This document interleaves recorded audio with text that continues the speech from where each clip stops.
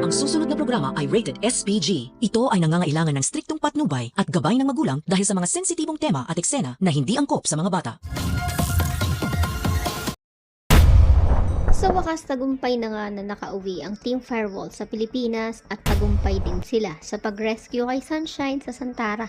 Pero isang malaking pagkakamali ang ginawa ni Sunshine na tanawing isang napakalaking utang na loob ang ginawa ni Duke sa kanya na pagliligtas. Lingid sa kaalaman niya na isa ito sa mga big boss ng Scam City. Kaya naman nang makita niya na nga itong si Daryl ay tila itsapwera na nga ito sa dalaga.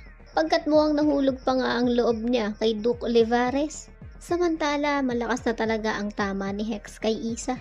Pero wala naman siyang kaalam-alam na meron na nga ring lihim na pagtingin si Isa para sa kanya. Pero si Isa mapipilitan pa rin na alagaan ang cheater niyang asawa dahil sa pagtanaw niya rin ng utang na loob sa pagtulong sa kanila sa Santara.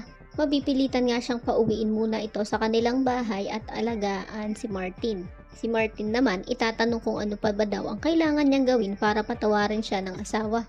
Nangako pa nga siya na gagawin niya daw ang lahat, maging okay lang sila.